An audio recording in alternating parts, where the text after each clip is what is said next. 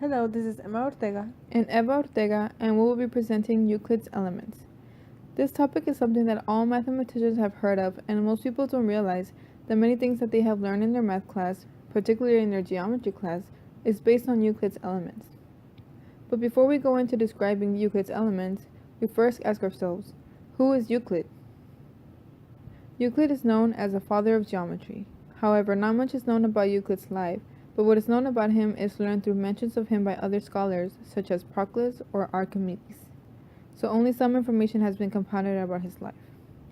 It is said that Euclid was born around 330 BC in Alexandria, Egypt, and according to some Arabic authors, Euclid's father was Eucrates and his grandfather was Xenarchus. It was also said that he came from a rich background. However, it is believed that the Arabians' work is completely fictitious. Here is an image of Euclid. As we did our research, we found some interesting facts about Euclid. First, we found that Euclid has a meaning of good glory or renowned glorious. He was also known to have worked as a tutor in the Alexandria Library in Egypt. One very interesting fact that caught our attention was that there was researchers that believed that Euclid might have never existed. They believed that Euclid might have been the name of a team of mathematicians who composed all of their work. This belief was based on the fact that there was not much information found about Euclid. However, their belief was not credited due to lack of evidence. Another interesting fact was that some people believed that Euclid wasn't much of a creative mathematician, but rather a person who was just good at compiling others' work. The reason for that belief is because works of other Greek mathematicians were found to have been discovered before Euclid wrote his book. For example, Thales had already discovered a few theorems that are mentioned in the Elements. Euclid had also already discovered the method of exhaustion, which is used by Euclid in his book. Now we can begin explaining Euclid's Elements. Euclid is the author of the world-known book, The Elements. This book places second as one of the most widely translated and circulated books around the world, first place being the Bible. It became a book that was studied by all mathematicians and was famous not only because of its content, but also for the clarity of how the theorems are stated and proved. One last interesting fact is that many people admire the book, including Abraham Lincoln. He was so inspired by the book The Elements that he carried it with him everywhere like a Bible and even quoted him a lot in his speeches. Now to go into details about Euclid's Elements. This book was written about 2,300 years ago, most likely in the Alexandria Library. The Elements is composed of 13 books. The first 6 books deal with plane geometry, books 7 to 9 deal with number theory, book 10 deals with the theory of irrational numbers, and books 11 to 13 deal with three-dimensional geometry. This book holds 94 propositions and basically deals with the nature and implication of given information or in geometrical problems. As we had mentioned earlier, Euclid's work was heavily influenced by great mathematicians such as Pythagoras, Aristotle, Eudoxus, and Thales. Euclid's book was eventually translated from Arabic to Latin by Campanus. The first printed copy of the book appeared in 1482 in Venice. It wasn't until 1570 that a mathematician named John Dee translated the book to English. Euclid's book was peculiar because it had no examples, no motivations, no calculations, no witty remarks, no introduction, no preamble, nothing but theorems and their proofs. As we read through parts of the books of the Elements, we did realize that there wasn't much calculations or explanations to the proofs that are presented. Because of that, it is a bit difficult for us to understand the theorems without the explanations. So to fulfill our curiosity, we decided to choose some interesting theorems from the book and try to show the proof and explanation using methods we have learned in class. Here are the theorems we chose. So the first theorem we decided to prove is proposition 43 of book 1. And we decided to do this proof with construction and a little bit of explanation. So this theorem states that in any parallelogram, the complements of the parallelograms about the diameter are equal to one another. In this case, the parallelogram AHKE equals to parallelogram KFCG, and parallelogram EKGB equals to parallelogram HDFK. And here the diameter is also the diagonal of the parallelogram.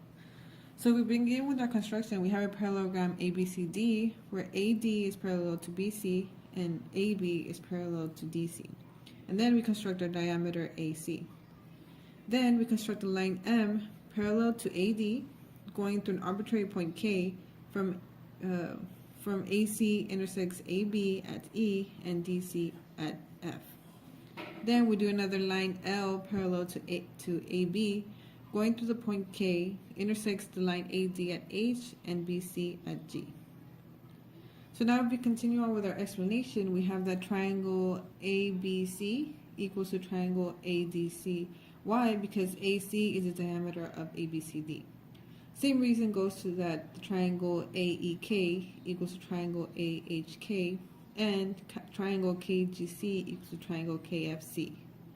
So now we can say that triangle ABC equals to triangle AEK plus parallelogram EBGK plus the triangle KGC. And same goes for triangle ACD equals to triangle AKH plus parallelogram HDFK plus triangle KFC. Therefore, since triangle ABC and triangle ADC equal to each other, we can then put our equations as triangle AEK plus parallelogram EBGK plus triangle KGC equals to the triangle AHK plus parallelogram HDFK plus triangle KFC. Then, since we have triangle AHK on both sides, we can then cancel them out, and we're left with parallelogram EBGK plus triangle KGC equals to parallelogram HDFK plus triangle KFC. And before we had already stated that triangle KGK equals to triangle KFC, so we can cancel each other out. Therefore, we have that parallelogram EBGK equals to parallelogram HDFK. And well, these two parallelograms are complements of each other. And this concludes our proof. So the next theorem we're going to prove is proposition 4 of book 2, which is also going to be proven by construction and some explanation. And the theorem states that if a straight line be cut at random, the square on the whole is equal to the square on the segment and twice the rectangles contained by the segment. This is the visual representation of what this theorem states, and pretty much is a complicated theorem that simply proves the method of foiling, which is x plus y squared equals to x squared plus y squared plus 2xy. So if we begin with our construction, we start with our segments AB with arbitrary point C. We draw a square ABED with side lengths of AB. Then we construct our segment DB. Then we do our line L parallel to AD, going through our point C, and intersects our diagonal DB at G and DE at F. Then we do our line M parallel to AB, going through G, intersects AD at H and BE at K. So here we have our visual representation. Now we go on with our explanation. So we have that AD is parallel to CF, and we have this diagonal DB. Therefore, we can conclude that angle ADB equals to the angle CGB. Then we can say that triangle DAB is an isosceles triangle because AD equals to AB. Reason 4 is because we did draw a square at the beginning. Therefore, we can say that angle ADB equals to angle ABD. And from this, we can conclude that our triangle GCB is also an isosceles triangle. Therefore, CG equals to CB. Then, since CB and GK are parallel to each other and CG and BK are parallel to each other, we can say that CB equals to GK and CG equals to BK. So then we can conclude that CBKG is a square, meaning that each angle is 90 degrees. Same goes for square HGFD. So then, like our previous proposition 43, book 1 that we have proved, we said that the complements of parallelograms are equal to each other. Therefore, we can say that the area of rectangle ACGH equals to the area of a rectangle KEFG. So then, now we have that the area of ACGH equals to AC times CG. Then we can say that the area of CBKG equals to CB squared, since all the sides are the same. Then the area of the square HGFD equals to AC squared, because we did say that AC equals to HG. And the area of GKEF equals to AC times CG, because the both rectangles are congruent. So then we can say that the area of the whole square ABED equals to the areas, all the areas of each square, which is AC squared plus CB squared plus AC times CB plus AC times CB. So we can reduce this down to the area of the square being AC squared plus CB squared plus 2AC times CB. Now if we label the lanes of AC being X and CB being Y, we have that the X plus Y times X plus Y equals X squared plus Y squared plus 2XY, which can be simply written as X plus Y squared equals to X squared plus Y squared plus 2XY. And this is exactly what we wanted to show. Now, I think this can be a very good theorem that we can show to high school students when they're learning how to FOIL. This can be a very neat way of showing them, giving them a visual representation of it. So the next theorem we're going to prove is proposition 10 from book 2. And we're also going to prove this by construction and some explanation. The theorem states that if a straight line is bisected and a straight line is added to it in a straight line, then the square on the whole with the added straight line and the square on the added straight line both together are double the sum of the square on the half and the square described in the straight line made up of the half and the added straight line as on one straight line. Now this whole very confusing theorem is better seen with the visual representation, which basically states that AD squared plus DB squared equals to twice AC squared plus CD squared. So then if we start with our construction, we can start with the segment AB with center C. Then we do a circle alpha with diameter AB with center C, which means that AC equals to CB. Then we construct the line L perpendicular to AB, going through our point C, intersects the circle at point E. Then we can do our segments EA and EB, which are equal to each other because they're connected from the center to the sides of the circle. Then we construct line M parallel to AB going through point E. And then if we extend our line AB to point D, we can then draw a line P parallel to EC going through point D, intersects line M at F. And then finally, if we extend line EB and FD all the way to they intersect to each other to point G. Then finally, we can construct our line AG. So this makes our visual representation for this proof. So then now if we go on to our explanation, we first begin stating that our triangle ACE and triangle BCE are both isosceles triangles because AC equals to CB equals to CE because they're all radius of the circle alpha.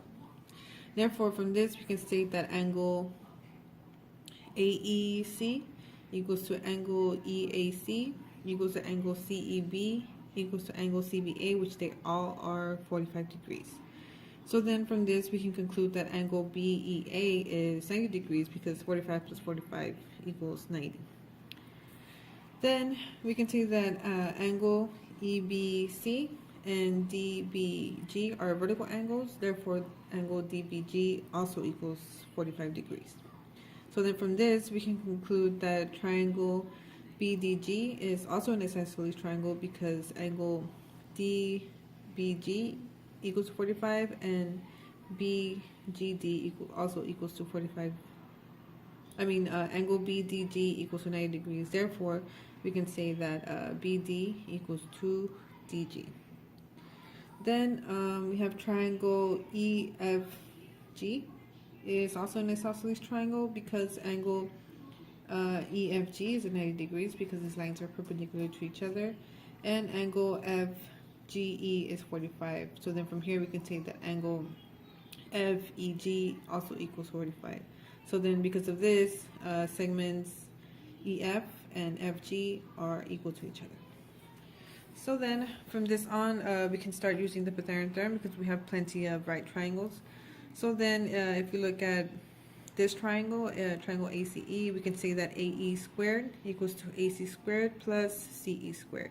But we did say that AC and CE are equal to each other, so that means that AE squared equals to 2 times AC squared. So then, if we look at triangle EFG, we can say that segment EG squared equals to EF squared plus FG squared. But then we did say that EF equals to FG, therefore EG squared equals to twice EF squared. And then also by construction, we know that EF equals to CD. So we can rewrite this equation as EG squared equals to twice times 2 times CD squared. Now, if we look at the triangle AEG, we can say that AG squared equals to AE squared plus EG squared. And from this previous two equations, we did say that AE squared equals to twice AC squared and EG squared equals to twice CD squared. So this equation can be rewritten as AG squared equals to twice 2 times AC squared plus CD squared.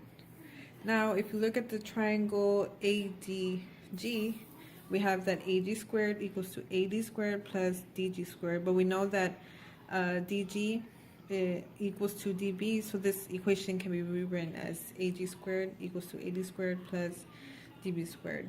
Now, here in these two cases, we have both equations equal to AG squared. So we can set them equal to each other, and we are left with AD squared plus DB squared equals to 2 times AC squared plus CD squared, which is exactly what we wanted to show. So the last theorem we decided to prove is proposition 20 from book 4. The theorem states prime numbers are more than any assigned multitude of prime numbers. This is one of the most famous theorems from Euclid's Elements.